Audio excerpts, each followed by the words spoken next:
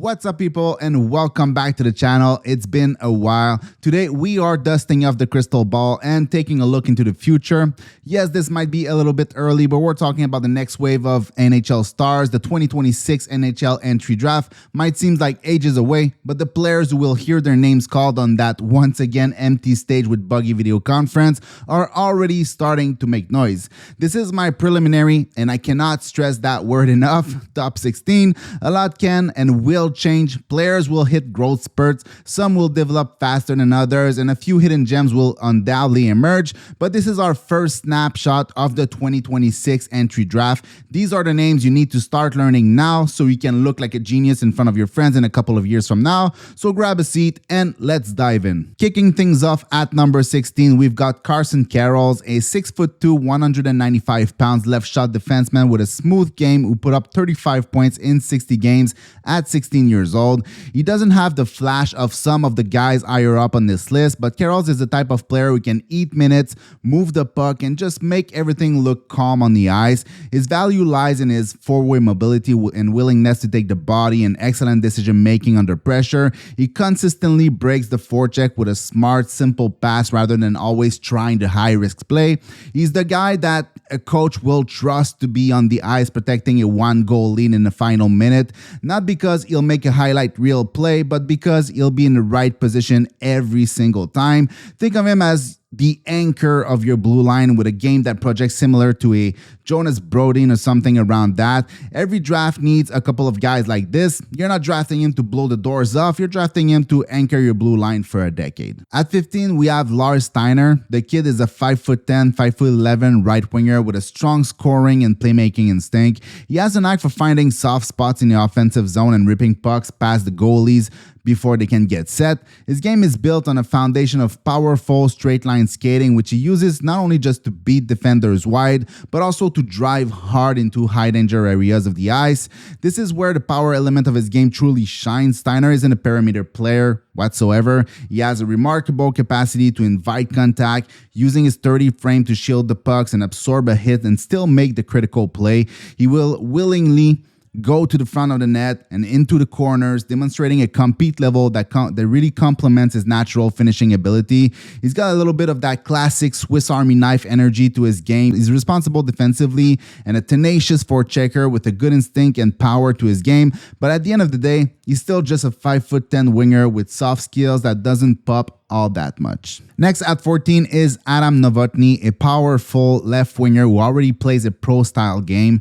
Standing at 6'1" with a sturdy 198 pounds mature build, his foundation is one of a competitive physical presence on the ice. He excels along the board and below the goal line, using his frame to effectively shield the puck from defenders and extend the offensive zone time. He is relentless in driving to the net, creating space for himself and his line mates. He has the strength to win battles in the most contested areas of the ice. But Novotny is far more than just a physical presence on the ice. He possesses good enough skills and creativity. He has the hands to beat defenders one-on-one and the vision to act as an offensive creator, finding teammates through layers of traffic. This dual threat ability to either power through an opponent or deceive them with a skilled pass make him incredibly hard and difficult to defend. While he's still refining his finishing touch, the combination of power and hockey sense and creativity gives him the ceiling of a complete, versatile NHL forward. Coming in at number 13 is Elton Hermansen, and if the name sounds like he should be headlining a rock concert,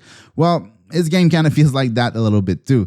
He's a dynamic 6'1" right winger who plays a fast, attacking game using his high-end individual skill to consistently break down defenses.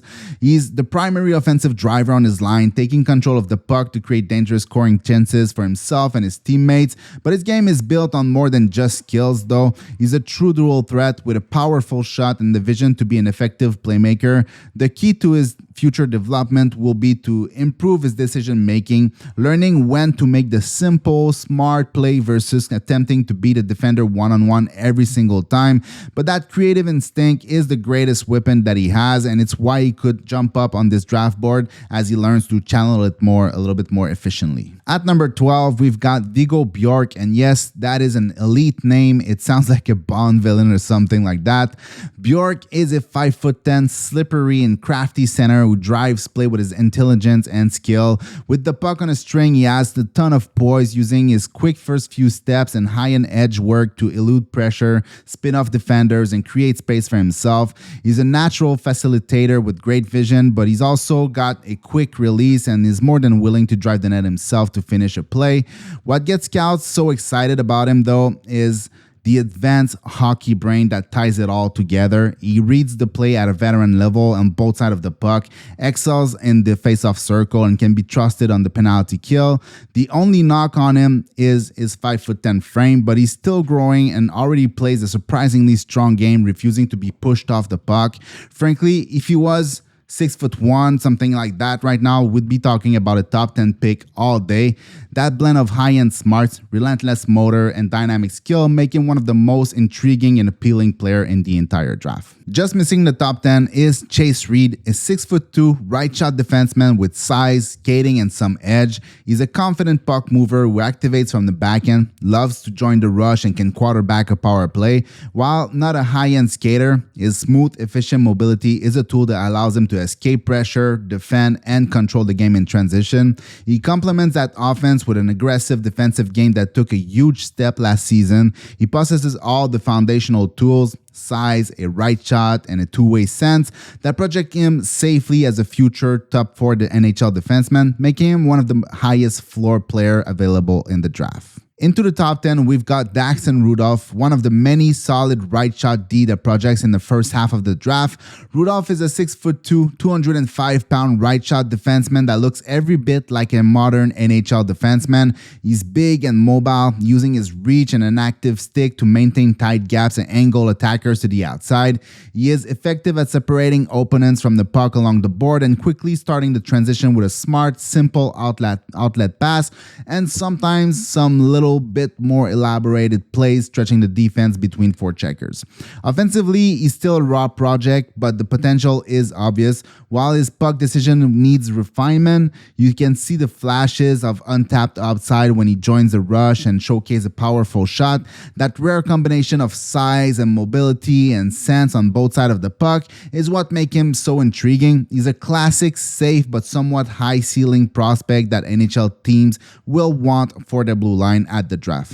Next, at number 9, we have Ryan Lynn, a smaller framed right shot defenseman at 5'11", but it's hard to see it as an issue for now. Lynn's game is built on mobility and composure. He's smooth on his feet, he has excellent edges, and he makes difficult plays look routine. He can skate himself out of pressure and instantly flip defense into offense, but what really sets him apart is his hockey sense. Lynn can read the ice at a high level, knowing when to push the pace and when to slow things down, which is a rare thing for a young defenseman. And despite a lighter frame, his competitiveness shines through. He wins battles with timing and intelligence rather than sheer strength, and he rarely looks rattled under pressure. Some see shades of Adam Fox in his poise and vision, though I think he's closer to a Denton Mateychuk level of prospect, a mobile, creative, and fearless defenseman who thrives in transition and can tilt the ice in his team's favor night after night. We follow Ryan Lynn with another smaller defenseman. This time it's Xavier Villeneuve, and Villeneuve isn't just undersized at 5'10", he's also in the Lane Hudson mold at around 160 pounds, and that is as one of the older player in the entire draft, being a September birthday. Villeneuve is by far the most offensively gifted and dynamic defenseman available this year. No one's even come close, and when you watch him play, he looks just like the Hudson brothers, with shifty, shaky, elusive skating and handling, consistently activating from the blue line with and without the puck. He reads the ice as well as anyone in this draft and consistently make elite level plays every single game. While there's a clear lack of strength and physicality that limits his defensive impact, he's not easy to play against by any means. He's a pickpocket to strip pucks clean, and once he has the possession of the puck, there's just no stopping him. 1 second he looks cornered, and the next he shake the forecheckers, tied them in a knot, and he's leading the rush. Villeneuve is as dangerous as it gets from the back end, and until proven otherwise, he's a mainstay in my top 10, even if I'm sure that he won't be drafted that high. Next, at number 7, we have Mattis Preston, a 5'11" right winger. He's a creative forward who thrives with the puck on his stick. He sees the ice at a high level, threading passes through seams that few players even notice, and he has the hands to also finish plays himself. On top of that playmaking touch, his shot is a real weapon. It's quick, deceptive, and accurate enough to beat goaltenders clean. He doesn't need much time or space to get it off, which makes him just as dangerous as a finisher as he is as a distributor. He's not the biggest forward in his class, but he plays with pace, confidence, and competitiveness that makes him hard to contain.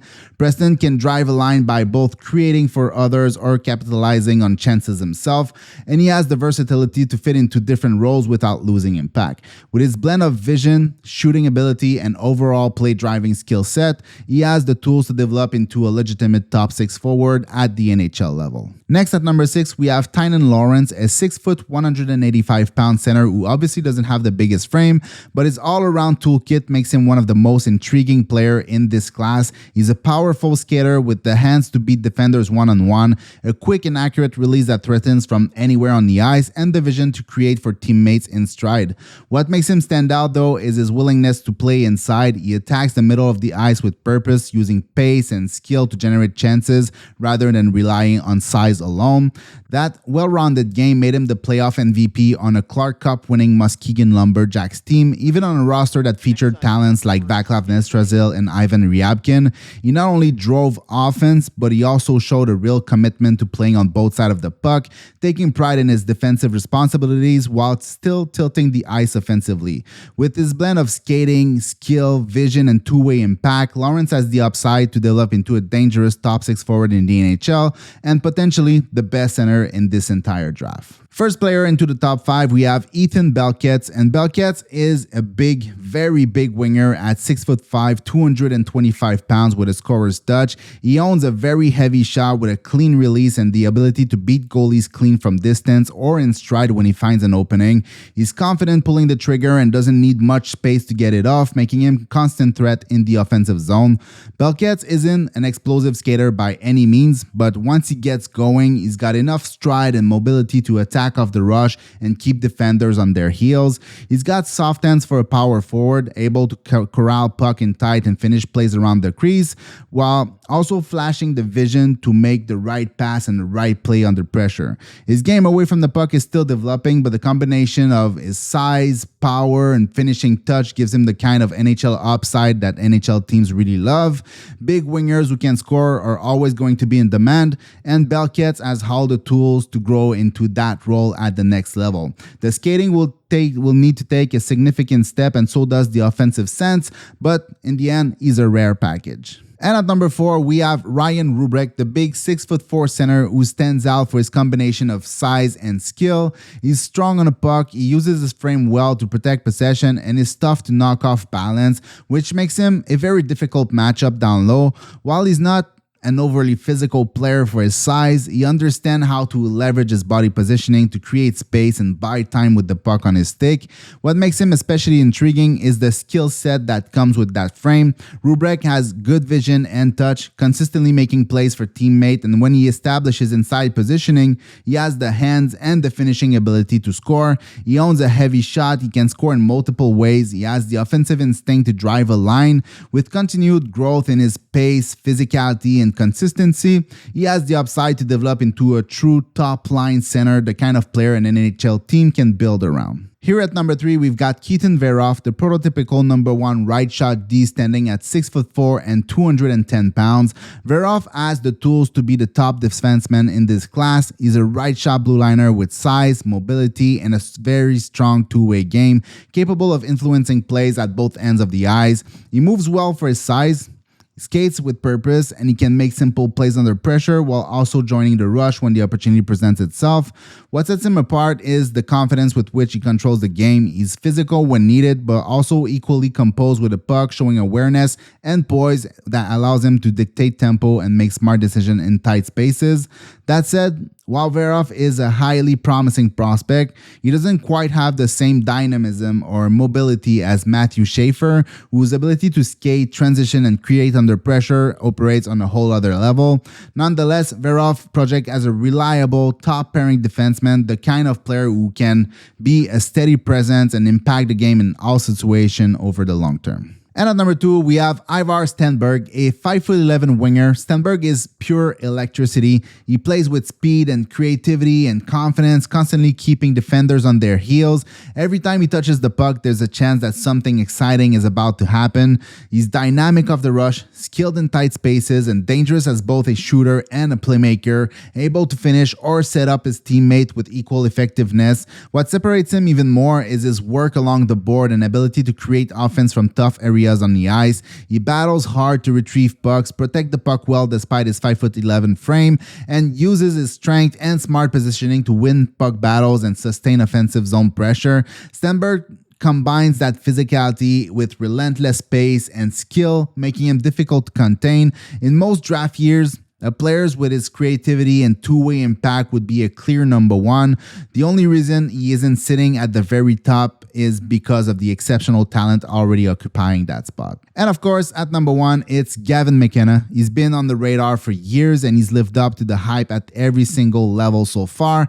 He's got elite scoring ability, elite vision, and that rare superstar quality that makes him a clear top prospect in this class. His production has been jaw-dropping so far. In his draft -1 season, he averaged 2.30 points per game, which is significantly higher than Connor Bedard at 1.60 points per game, even though Bedard was a little bit younger.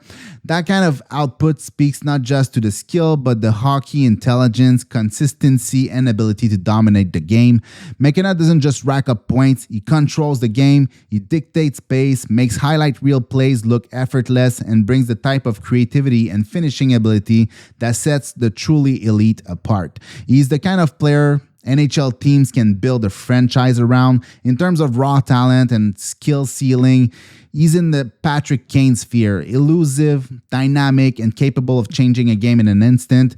Right now, he's the crown jewel of the 2026 draft, and the gap between him and the rest of this class is pretty substantial. A generational level talent who stands above his peers. Thanks for watching. If you liked the video, maybe take a few seconds to like or subscribe to the channel. It would be great. And on that, see you in the next one. Peace.